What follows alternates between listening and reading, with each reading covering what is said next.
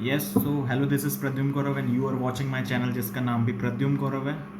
ठीक है, fourth year medical student in Aurangabad state medical university. So आज का टॉपिक हमारे पास जो कि मैंने कल बता दिया था, बुक्स पे थर्ड ईयर की कौन कौन सी हमें बुक्स प्रेफर करनी है, जो कि बहुत इम्पॉर्टेंट है।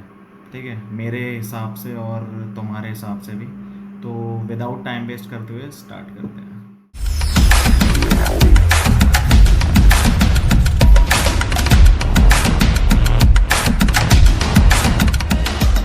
यस, सो देखो, जो थर्ड ईयर में मेनली सब्जेक्ट हैं पैथोलॉजी, जनरल सर्जरी एंड आपकी फार्मेकोलॉजी। ठीक है, यही सब सब्जेक्ट हैं और एक और है रेडियोलॉजी। इन सब के लिए मतलब सब्जेक्ट हैं काफ़ी, पर बुक्स मैं इनके लिए प्रेफर कर रहा हूँ। ठीक है, अब सबसे पहले मैं मेन सब्जेक्ट जो आपका पैथोलॉजी है उस पर आऊँगा। पैथोलॉजी की बहुत सारी बुक्स हैं। ठीक है, पर पैथोलॉजी आप देख लो कैसी होती है। तो कुछ इस प्रकार की दिखती है पैथोलॉजी।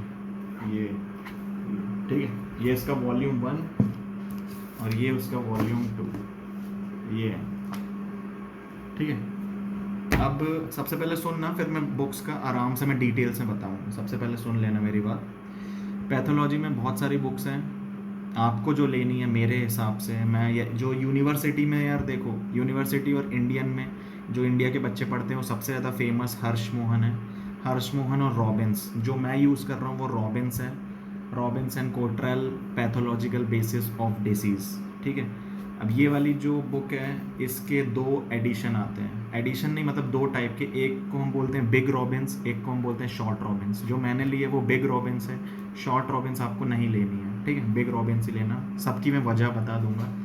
दूसरी बुक है आपके पास हर्ष मोहन। हर्ष मोहन, यहाँ मैं फ़ोटो लगा दूंगा सबका। अब मैं जिस बुक से पढ़ता हूँ सबसे पहले मैं उसी का बताऊंगा यहाँ पे आराम से, पर बाकी बुक्स का तुम बस थोड़ा थोड़ा सुन लो क्या कौन सी बुक कौन क्या अच्छी है कि नहीं है। अगर आपको रॉबिन्स नहीं पढ़ना तो मत पढ़ो, आप हर्ष मोहन भी पढ़ सकते हो। हर्ष मोहन भी बहुत अच्छी बुक है, इंडिया में मैक्सिमम वो यूज़ कर सकते हैं। उसकी लैंग्वेज अच्छी है, सब कुछ अच्छा है, कोई दिक्कत नहीं है आपको पढ़नी। हर्ष मोहन आप पढ़ सकते हो, समझ भी आसानी से आ जाएगी। ठीक है, तीसरी बुक हर्ष मोहन के बाद एक ये है, क्या बोलते हैं, exam preparatory manual of Ramdas Nayak. यहाँ मैं फ़ोटो लगा दूंगा। ठीक है, ये वाली बुक भी काफ़ी अच्छी है, आपको दिक्कत नहीं आएगी। एक तरीके से आप इसको बोल सकते हो कि रॉबिन्स के पॉइंट छाँट छाँट के इसमें दिए हुए हैं। ठीक है, क्वेश्चन आंसर फॉर्म में बेसिकली।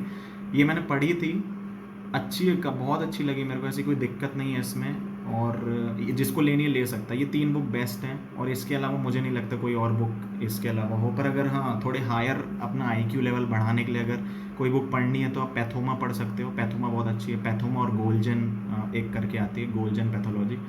पर ये सब पीजी फोकस ओरिएंटेड के लिए है। अब ठीक है, ये अब मैं मेन डिफरेंस यहाँ पे बताता हूँ जो पैथोलॉजी है। अब कैमरा में उस तरफ ले देखो, ये है जैसे पैथोलॉजी। ठीक है, रॉबिन्स और कोटल की पैथोलॉजिकल बेसिस ऑफ डिसीज़, एक मैं बाजू में फ़ोटो लगा दूंगा, वो उसका शॉर्टर वॉल्यूम है। बच्चे ये वाली बुक इसलिए नहीं पढ़ते हैं क्योंकि वो मानते हैं कि ये वाली बहुत ज़्यादा टफ़ है ये बुक। ठीक है, इसलिए ये बच्चे लोग नहीं पढ़ते हैं, ऐसी कुछ दिखती है। मैक्सिमम को यही लगता है कि ये बुक बहुत टफ़ है, नहीं पढ़ पाएंगे, लैंग्वेज हार्ड है। तो मैं बिल्कुल बता दूँ, इसकी लैंग्वेज हार्ड नहीं है, आप आसानी से पढ़ सकते हो और आसानी से आप लोग को समझ आ जाएगी, ऐसा है। वॉल्यूम 2 में इसके इतने चैप्टर्स हैं। ठीक है, एंड वॉल्यूम 1 में इसके इतने चैप्टर्स हैं। तो भाई थोड़ा एफर्ट्स डालना पड़ेगा, इतना इतना। और ये है आपकी वॉल्यूम 2, इतनी मोटी है, देख लो इतनी है, और ये इतनी है। ठीक है, हज़ार हज़ार पेजेस की है भाई। ये देखो 1300 इतना सब कुछ, और ये भी ऐसे ही। ठीक है, तो बहुत सारा है इसमें। और दूसरी बात, इस बुक को मैं प्रेफर इसलिए करता हूँ क्योंकि ये वाली बुक जो है पीजी पॉइंट ऑफ व्यू से अगर आप देखोगे ना कॉलेजेस में, तो इसमें से डायरेक्ट पॉइंट उठा के दे देते हैं यार। सबसे भयंकर है, थोड़ा ख़तरनाक सा सब्जेक्ट है भाई, मैं अभी बता रहा हूँ। फ़ोटो वोटो देख के डर मत जाना, दिक्कत आएगी बहुत इसमें। और ऐसी कोई देखो दिक्कत इसमें आएगी नहीं आपको, पर याद करने के लिए बहुत ज़्यादा है यार इसमें। ठीक है, मतलब थोड़ा ध्यान देना पड़ेगा, पूरी डिसीज़ है। और मैं क्या ही बताऊँ, कुछ बता नहीं सकते इसमें, मैं जितना पढ़ो उतना कम है इस बुक को। दूसरी बात, ये बच्चे बुक इसलिए नहीं पढ़ते हैं क्योंकि उनको टफ़ लगती है, और हर्ष मोहन भी उनको आसान लगती है तो वो पढ़ते हैं। पर मैं बता दूँ बहुत आसान है ये भी, इतनी दिक्कत नहीं जाएगी आपको पढ़ने में। ठीक है, अगर मन लगा के पढ़ोगे तो हो जाता है ये। मेनली मेरे पूरे बेसिकली 5-6 चैप्टर छोड़ के बाकी मेरी ये कंप्लीट हो गई है। अगर मैं इसके हार्ट वाले चैप्टर जैसे एक एग्जांपल देता हूँ, अब जो ये बुक है पैथोलॉजी, ये आपकी जो मैंने कल की वीडियो बनाई थी उसमें मैंने आपको बताया था कि पैथोलॉजी रशिया में 2 सब्जेक्ट में बांटा गया है पैथोलॉजी को, पैथोलॉजिकल एनाटमी और पैथ फिजियो और पैथ एनाट। अब मैं डिफरेंस बताता हूँ दोनों, आपको काम कहाँ आएगा। अब जैसे देखो ये पूरा हार्ट का है, रुको बहुत है यार, मतलब जितना बता दूँ ना इतना। ये देखो जैसे ये हार्ट का चैप्टर स्टार्ट हुआ है, ठीक है, कहाँ गया, ये हार्ट स्टार्ट हुआ है, ठीक है, इतने टॉपिक्स हैं आपके पास। तो ये तो थोड़ा बेसिक फिजियोलॉजी ये सब देते हैं इसमें, मेन आपका यहाँ से स्टार्ट है, ठीक है। और ये सब रुक जाओ, ये जैसे देखो कंजेनाइटल डिसीजेस हैं ये, और ये सब मैं एंजाइना का एग्जांपल बता देता हूँ आपको, जो मैंने कल जिसका मायोकार्डियल इन्फ्रैक्शन का बताया था उसका आपको बहुत ये रहा मायोकार्ड। अब देखो जैसे ये मायोकार्डियल इन्फ्रैक्शन है ना, अब ये एंजाइना है। अब जो पैथ फिजियो है उसमें क्या होता है, मैम जो है ना वो ये सब पोर्शन पूछती हैं। ये देखो इसमें जो ये लिखे हुए हैं पैथोजेनेसिस कैसे हो रहा है, कोरोनरी आर्टरी का ओक्लूजन है, इसके risk factor, myocardial response, ischemic injury, ये आपका रिवर्सिबल इंजरी है, ये सब। तो मेन पैथ फिजियो में ये आपके मैकेनिज्म पूछे जाते हैं, ठीक है, ये वाले पार्ट जितने हो गए कि मतलब एक्चुअली वो डिसीज़ हो कैसे रही है, ये हो रहा है, ठीक है। जैसे ये देखो ये स्टेनोसिस हो जा रहा है आपका, जो ये लेफ़्ट एंटीरियर डिसेंडिंग आर्टरी है, ये सब इनका फिर इन्फ्रैक्शन, ये सब मेन आपके इसमें देखे जाते हैं पैथ फिजियो में, ये वाला पोर्शन, ठीक है। अब जो पैथ एनार्ट का पोर्शन है वो मैं बता दूं। अब ये मैं जो बोल रहा था आपको, येलो या ऑरेंज बॉक्सेस, मॉर्फोलॉजिकल कैरेक्टरिस्टिक, तो ये और साथ में ये जितने भी है ना पीले पीले रंग के, ऑरेंज रंग के, ये आपके क्या है, ये आपके पैथ एनार्ट के चीज़ है। ये आपको सर को पैथ एनार्ट में समझानी पड़ेगी कि एक्चुअली में सेल में क्या दिक्कत जा रही है, हिस्टोलॉजिकली वो सब कैसा दिख रहा है, जैसे अंदर से ऐसा दिखता है मायोकार्डियल इन्फ्रैक्शन में, ठीक है। तो आप जैसे रीड कर सकते हो ये सब, 15% इन्फ्रैक्ट है और सेल्स हाइपोक्सिया से वो हो जाते हैं, पैरेलल इंजरी होती है, इन्फ्लामेशन होता है, तो ये सब आपको बताना पड़ता है।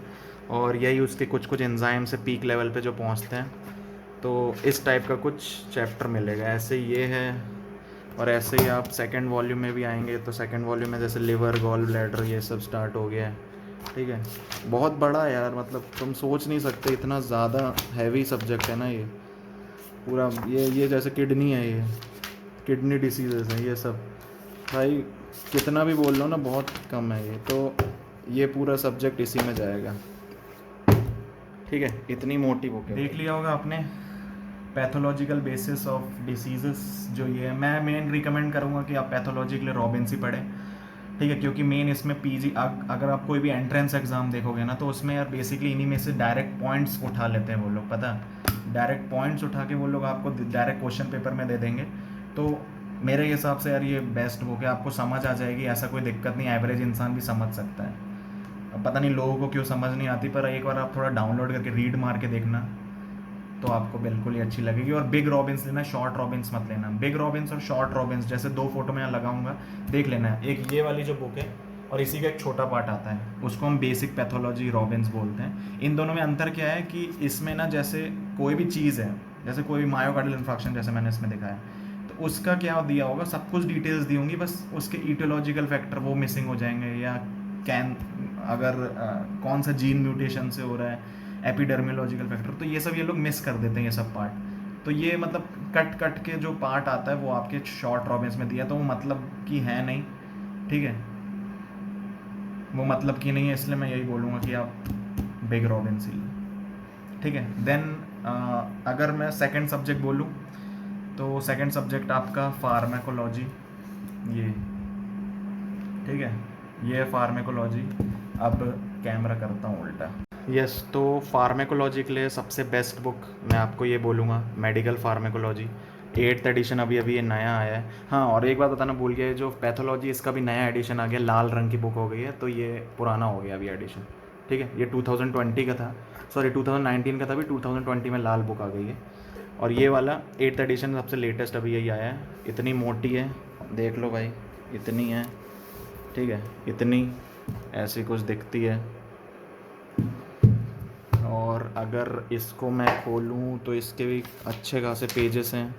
अभी मैं कौन कौन सी बुक प्रेफर कर सकते हो उसका बता दूंगा मैं इस वीडियो के बाद, पर तब तक इसमें देख लो। जैसे 1030 पेज की है ये, तो वही बोल रहा हूँ काफ़ी हैवी हैवी सब्जेक्ट है भाई, दिक्कत तो आएगी। अब ये बुक मैं क्यों प्रेफर करने बोला हूँ इसका मैं रीज़न बाद में बताऊँगा अभी, पर पहले देख लो कि कैसी है ये। सबसे अगर सबसे ज़्यादा यूज़ होने वाली बुक मैं बोलूँ तो सबसे ज़्यादा बुक यूज़ होने वाली यही है आपकी इंडिया में, के डी त्रिपाठी नाम है, essentials of medical pharmacology by K D Tripathi, ठीक है। ये वाली बुक है, और भी बुक है मैं भी नाम बता दूंगा। और ये वाली बुक है यार, इतनी प्यारी लगी ना मुझे ये, भली लेंदी है ये पर बहुत आसान इसकी लैंग्वेज दी हुई है, ठीक है। तो मैं सबको रिकमेंड करूँगा यार कि यही लो, औरंगज़ेब के जो बच्चे, क्योंकि इंडिया में भी यही यूज़ करते हो, मेरे को भी काफ़ी अच्छी लगी है। एनेस्थीसिया, अब जैसे यही देख लो तुम लोग, जैसे CNS खोला है मैंने ये, ठीक है, कौन से ड्रग, ये एंटी पार्किंसन ड्रग हैं आपके जैसे। तो इसमें ना मेन जो यहाँ पे रशिया है, यहाँ पे एक और बुक लेते हैं ये लोग, मैं उसका भी नाम बता दूंगा। जैसे आपको एंटी पार्किंसन ड्रग ये लोग पूछ रहे हैं, तो मेन आपको ये सब मैंने अपने लिए पढ़ा, ये यहाँ पे नहीं पूछेंगे। ये लोग क्या करते हैं, मेन क्लासिफिकेशन पूछेंगे, जो ड्रग का क्लासिफिकेशन है, ठीक है। इसके फिर ये लोग एक्शन तो कम पूछते हैं, देन नॉर्मली इसका मैकेनिज़्म पूछ लेंगे जो ये पूरा दिया रहता है, इसके एडवर्स इफ़ेक्ट, और यहाँ पे पूरे इंटरेक्शन, ये आपके डोजेज़ यहाँ आपको मिल जाएंगे, कौन से ड्रग के कितना डोज है वो पूरा आपको यहाँ मिल जाएगा। जैसे रोपीना रोल है, लेवाडोपा है, ये सब पूरे इसी में, ये माओबी इनिबिटर जितने, मतलब पूरे यही सब है, ठीक है। बाकी एंटी साइकोलेटर बहुत सारे, अगर मैं CVS में आ जाऊँ, कार्डियोवेस्कुलर में, ये एंटी एंजाइनल ड्रग है। जैसे मायोकार्डियल इन्फ्राक्शन है तो ऐसे ही एंजाइना के ड्रग्स होते हैं, ऐसे ये सब ऐसे आएंगे। और इसमें आपको डरने का नहीं है, मतलब पैथोलॉजी अगर पढ़ लोगे तो फिर ये पूरा एक कोरिलेशन में पूरा वही मैकेनिज़्म दिए रहते हैं और यहाँ पे ड्रग्स लिखे रहते हैं, तो ये सब ठीक है, तो वही सब सेम है। और अब देखो, मैं जैसे पूरी देख ली तुमने, इतना सारा है ये, पूरा पूरा पढ़ लेना, बता दिया मैंने, अच्छी बुक है ये, ठीक है। अब फार्मेकोलॉजी के लिए जो ड्रग्स हैं आपके लिए, पहली तो ये बुक है के डी त्रिपाठी, जो मैं सबको रिकमेंड करूँगा, ठीक है। और मेरे को जब मैं बुक प्रेफर कर रहा था तब मेरे को के डी त्रिपाठी और सबसे ज़्यादा शानबाग भी इंडिया में बहुत ज़्यादा चलती, फ़ोटो में इधर डाल दूँगा, शानबाग हो गई, और तीसरी हो गई आपकी ये लिपिनकॉट, ठीक है। उसके बाद कार्टजुंग भी है, कार्टजुंग है, गिलमान है, बहुत सारी बुक्स हैं यार, इतनी सारी प्रेफर करने की ज़रूरत नहीं है, बहुत सारी मतलब। पर मेजरली जो लोग यूज़ करते हैं वो के डी त्रिपाठी है, जिसको बाइबल बोल सकते हैं फार्मेकोलॉजी का। लिपिनकॉट है, लिपिनकॉट की भी आती है, वो भी बहुत अच्छी है। अब देखो इन सब में डिफरेंस ये है ना कि सबसे पहले मेरे को भी लगा था कि बहुत बड़ी है, पढ़ने की ज़रूरत नहीं है, इसको ड्रग्स ही तो याद करने हैं। तो मैंने सबसे पहले कौन सी मंगा ली थी, पहले मैंने डाउनलोड करी थी बुक, तो मैंने लिपिनकॉट, तो वो मेरे को जमा नहीं था, क्योंकि कुछ चीज़ें मिसिंग हो जाती है तो बुक में से, तो मेरे को मज़ा नहीं आता है, मेरे को मतलब चाहिए कि पूरा यार अच्छे से हो डिटेल्स में, तो उसमें से मिसिंग था पूरा कुछ चीज़ें, ठीक है। और फार्माकोलॉजी में कुछ दिक्कत आएगी, कुछ टॉपिक तुम्हें लिपिनकॉट में अच्छे मिल जाएंगे, कुछ टॉपिक तुम्हें इसमें अच्छे मिल जाएंगे। जैसे एनेस्थीसिया इसमें ज़्यादा अच्छे से नहीं दिया, पर लिपिनकॉट में बहुत अच्छे से दिया है। तो ये सब तुम्हें थोड़ा नेट में सर्च कर करके जो या तो समझना है तो तुम बुक चेंज कर सकते हो, पर बेसिक अपनी जो रेफरेंस बुक है वो इसको ही रखो, ठीक है, थर्ड ईयर में। और इसके साथ आप शानबाग देखो, इंडिया में यूज़ इसलिए करते हैं क्योंकि उनको पेन पेपर लिखना रहता है, मतलब एग्ज़ाम उनको लिखना रहता है, तो उसके लिए ड्रग्स यार इतने सारे रटना बहुत मुश्किल होता है, तो उसमें शॉर्ट पॉइंट्स में दिया हुआ है। तो शानबाग अगर तुम रट सकते हो, यूज़ करना तो यूज़ कर सकते हो, पर मैं अगर बोलूँ रिकमेंडेशन के लिए तो यार बेस्ट है ये, तुम्हें आसानी से समझ आ जाएगी, बहुत आसान लैंग्वेज दी हुई है और ऐसी कोई दिक्कत आएगी नहीं इसके साथ, ठीक है। देन इसके बाद रेडियोलॉजी के लिए देखो, जो सब्जेक्ट है उसमें तुम्हें कोई बुक प्रेफर करने की एक्चुअली ज़रूरत नहीं है, ना हमने करी थी, ठीक है।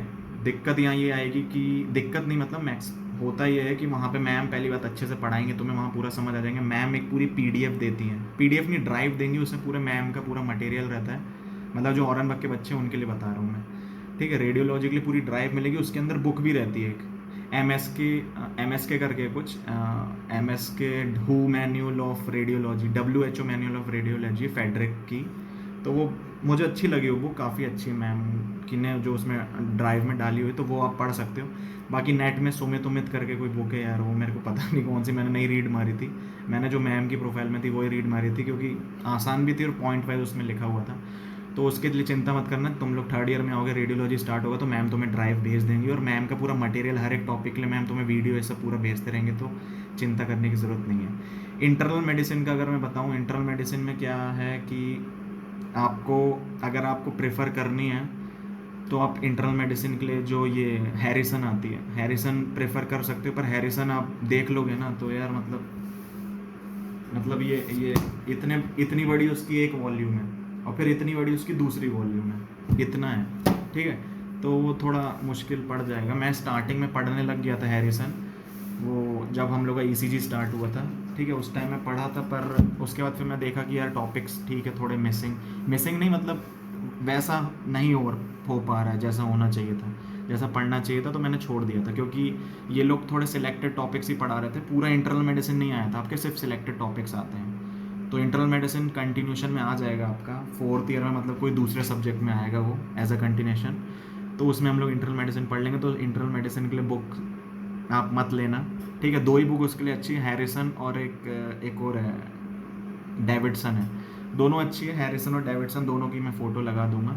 और हैरिसन तो 8,000 की खुद ही है, तो खरीदोगे भी क्या है, नहीं खरीद पाओगे, वो इतनी महंगी बुक है, ठीक है। वो बहुत बड़ी और वास्ट है बहुत ज़्यादा। तो इंटरनल मेडिसिन के लिए बेसिकली मैम जो भेजेंगी मटेरियल पूरा हर क्लास में, उसी को पढ़ लेना काफ़ी है वो मटेरियल, उसमें कोई दिक्कत नहीं होगा, ठीक है। ये 2 सब्जेक्ट हो गए। Then general surgery. General surgery में पहले ही बता चुका हूँ कि पहले मेरे को लगा था कि पूरी सर्जरी रहती है, तो मैंने क्या किया था, ये ले ली थी, इतनी बड़ी है सर्जरी, 2 वॉल्यूम में, इतनी मोटी, ठीक है। अब देख सकते हो कितना हैवी है, मतलब आधी तुम्हारी ये हैं, फिर तुम्हारी ये भी हैं, तो देख लो मतलब कितना भारी भारी है, ठीक है। तो सर्जरी का मैं बता दूं, जनरल सर्जरी सिलेक्टेड टॉपिक्स इसमें से अभी हैं, और बाकी के जितने टॉपिक रहेंगे रिमेनिंग वो आपके 4th ईयर में। और सबसे पहले सर्जरी के लिए मैं बुक का रिव्यू मैं बाद में दे दूंगा, सबसे पहले बता देता हूँ कि कौन सी बुक लेनी है कौन सी नहीं। तो सबसे जो वर्ल्ड वाइड फेमस है सर्जरी की बुक, वो आपकी यही है, Bailey and Love short practice of surgery. ये यार इंटरनेशनल एडिशन है, ले सकते हो और बेस्ट है। मतलब मैंने अपने जितने दोस्तों से पूछा, मतलब जो इंडिया में भी, वो भी यही यूज़ करते, बेली लव, बहुत सही बुक है। और दूसरी आप एस आर बी यूज़ कर सकते हो, या एस दास की एक कंसाइज सर्जरी है, और एक मणिपाल मैनुअल ऑफ सर्जरी। ये सब मतलब मेजर बुक है जो इंडिया में यूज़ करते हैं मेनली, पर बेली लव करते हैं या एसआरबी करते हैं, तो आपको जो अच्छी लगे वो कर लेना। पढ़ी मैंने सिर्फ अभी बेली एंड लव ही है, वो भी सिलेक्टेड टॉपिक्स इसके पढ़े हैं, तो मेरे को अच्छी लगी है। और वर्ल्ड वाइड फेमस है, सब इंडिया में यूज़ करो। मैं जनरली वही बुक यूज़ करता हूँ यार जो इंडियन के बच्चे मेन प्रेफर करते हैं अपने एग्ज़ाम में, जिससे कि हम भी उसी लेवल में रहें, ठीक है। तो अब मैं बेली लव का रिव्यू देता हूँ। तो ऐसी दिखती है कुछ Bailey Love short practice of surgery, 27th edition है ये, ठीक है। रुको मैं फोकस, हाँ। और ये रही एक वॉल्यूम ये है, और ये इसका 2nd वॉल्यूम है, ठीक है, दूसरा वॉल्यूम। और इतनी मोटी है भाई ये, और ये तो अलग ही कहर मचा रहा है ये, ठीक।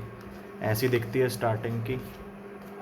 ये रही, ये थे भाई लव साहब और ये बेली सर जिनने लिखी है ये बुक। और इनके देखो यार बुक ऐसी कुछ है, अब मैं तुम्हें बता दूँ इसमें से, देखो सिलेक्टेड टॉपिक्स जो अभी तुम्हें 3rd ईयर में रहेगा, जैसे बेसिक प्रिंसिपल में, ठीक है, तुम्हें शॉक रहेगा, शॉक ट्रांसफ्यूजन, वूंड हीलिंग रहेगा, surgical infection, tropical infection, basic skills and anastomosis, कुछ टॉपिक्स हैं इसके, ठीक है। देन ये सर्जिकल एथिक्स एंड लॉज, ये सब कुछ टॉपिक्स रहेंगे, पूरे नहीं रहेंगे।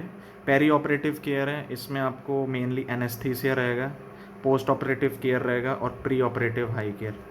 ट्रॉमा के कुछ टॉपिक रहेंगे इन जैसे इंट्रोडक्शन, और ये तो कर ही लेना, मैंने भी कुछ चैप्टर उसमें पढ़े हैं, तो है बहुत बड़ी यार, ये इतनी कर नहीं पाओगे तुम लोग इतनी। और ये इलेक्टिव सर्जरी, तो ये तो सिस्टमिक सर्जरी अभी स्टार्ट नहीं हुई होगी, ये आपकी 4th ईयर में होगी। ये बेसिकली जनरल सर्जरी आपकी सिर्फ, हाँ। और यहाँ पे यार ये थोड़े ट्रांसप्लांटेशन देख लेना, और ये इसमें आपकी जनरल सर्जरी के इंस्ट्रूमेंट जो रहते हैं वो सब रहेंगे, ठीक है। और ये 2nd वॉल्यूम जो है, 2nd वॉल्यूम भी जो है, इसमें भी 2nd वॉल्यूम में भी देखो यही सब है कंटेंट में, बस थोड़े और बढ़ जाते हैं यही सब। तो मैं अगर देखे वॉल्यूम 1 है इसका मैं बता दूं, जैसे मैं एक चैप्टर बता देता हूँ जो मैंने पढ़ा होगा, एनेस्थीसिया 269 पेज है ना यार। ये देखो सर्जरी में ना मतलब पिल जाओगे, इतना वो है ना, इतने कटे पिटे हर जगह पे ये ऐसे ऐसे डायग्राम आपको देखने मिल जाएंगे, थोड़ी इंटरेस्टिंग लगेगी। ये देखो, ये प्रेशर अल्सर बटक में, ये फैशियोटोमी, बहुत सारा है इसमें, ये मतलब बुरी तरह डिसीजेस भरी हुई हैं। ठीक है, ये देखो, ये पूरे दिख जाएंगे। मैं मेनली ये देखो, अरे भाई भरी पड़ी है यार इसमें डिसीज़, तुम जितना देखोगे ये देखो, ये पूरा, ये देखो ऑब्स्ट्रक्शन हो गया है, नेक्रोटिक एंट्रोकोलाइटिस हो गया है। ये तो इंटरेस्टिंग भी है और दिक्कत भी नहीं आएगी इसमें, पर अच्छा भी है। जैसे मैंने हाँ, ये पेरी ऑपरेटिव केयर पढ़ा था मैंने, ये कौन सा है ये, पता नहीं कहाँ है यार। एक तो मैंने एनेस्थीसिया पढ़ा तो मिल ही नहीं रहा मेरे को। जैसे यही देख लो, ये पेरी ऑपरेटिव केयर का पेशेंट का पढ़ा था, तो ऐसे कुछ टॉपिक होते हैं, इंट्रोडक्शन, पेशेंट असेसमेंट, हिस्ट्री, ये हिस्ट्री टेकिंग, कैसे कैसे हिस्ट्री टेक करना है, ये सब इसमें पॉइंट्स रहते हैं समरी वाइज। और ये टेबल थोड़े हाई यील्ड पॉइंट्स रहते हैं इसमें। और ये सब मतलब अच्छी है, मतलब देखोगे तो समझ आ जाएगा तुमको, ईसीजी के हिसाब से, हर चीज़ के हिसाब से। ठीक है, ये डिसएरिथमिया है, किस में कैसे ट्रीट करना है वो सब है। ये मस्कुलोस्केलेटन डिसऑर्डर, ये मालम पट्टी स्कोर भी इधर ही होगा। हाँ, ये रहा मालम पट्टी स्कोर, ये तो पढ़ाया था। ये सब देखते हैं, जो गुटखा खाते हैं उनके लिए होता है मालम पट्टी स्कोर, एसीएस, नेक किप्स, इसके हिसाब से मतलब ट्रीटमेंट देना पड़ता है। ये रहा एस, और ये रहा एनेस्थीसिया। अच्छा, तो ये सब आपको ये जैसे ये लैरेंजोस्कोप जो बोलते हैं, ये जो ट्रैकेल इंट्यूबेशन में देते हैं, और ये है, तो ऐसी टाइप की कुछ आपकी सर्जरी रहेगी, तो पढ़ लेना। और भी बहुत सारा यार, ट्रॉमा है इसमें। और हाँ, ये जॉइंट्स का भी रहता है आपका, एक्सट्रीमिटी ट्रॉमा, ये भी आएगा इसमें। आपको जो भी जितने टाइप के फ्रैक्चर्स हैं उसका बताया जाता है। ये मेनली अभी सिर्फ आपके थर्ड ईयर में जनरल सर्जरी रहेगी उसमें। तो इन्वेस्टिगेशन में ऐसे एक्सरे देखने पड़ेंगे, ये खुद से पढ़ लेना है, कोई पढ़ाएगा नहीं तुमको। इतने टाइप के फ्रैक्चर्स रहेंगे, वो सब है, कैसे टूट रहे हैं, कैसे उनको ठीक, जैसे ये यूज़ करते हैं हम स्टेबिलिटी के लिए, कंप्रेशन स्क्रू होते हैं एब्सोल्यूट स्टेबिलिटी के लिए, और ये सब हैं। तो यही सब, जैसे ये रहा जो मैं बता रहा था आपको। और ये कैसे कैसे डालना है इसको, ये कैसे जाती है, इसको बोलते हैं के वायर्स, जो क्रिजनर्स वायर जो मैं बता रहा था, कैसे डालने, यही सब है यार। इतना सारा कितना ही देखोगे, नेल्स डालते हैं, इंट्रामेडुलरी नेल जो हम डालते हैं फ्रैक्चर में, और ये सब है डिज़ास्टर, वो सब बहुत सारा है यार इसमें। तुम पढ़िए, देखो ये डिज़ास्टर इंजरी जो हो जाती है, तो ऐसे तो मैं बहुत सारी चीज़ें देखो ऐसे, मतलब इतना सारा है, बता नहीं सकता मैं यार, इतना बहुत सारा मिल जाएगा इसमें। लिंगम स्कैपुला, तो यही सब है, देख लेना। यस, तो होप सो आप लोग इस वीडियो से काफ़ी कुछ सीख गए होंगे कि किस टाइप की बुक्स रहेंगी थर्ड ईयर में, क्या क्या आपको पढ़ना है, ठीक है, और किस हिसाब की आपको लेना है। तो इस हिसाब से अपनी कैपेबिलिटी के हिसाब से देखो कितना पढ़ सकते हो, कितना नहीं, और उस हिसाब से बुक खरीदो। ठीक है, उस हिसाब से बुक खरीदो और उस हिसाब से पढ़ो। कोर्स बहुत है, और मेरी भी पूरी हुई नहीं है यार। पैथोलॉजी और फार्मेकोलॉजी तो तब भी ऑलमोस्ट हो ही गई, 98% कंप्लीट हो गई, पर ये थोड़ी बच गई है मेरी जनरल सर्जरी। ठीक है, तो तुम लोग जैसे थर्ड ईयर में आओगे तो इतनी सारी मेरे को नहीं लगता पढ़ पाओगे यार, क्योंकि वैसे टाइम मिलता नहीं है।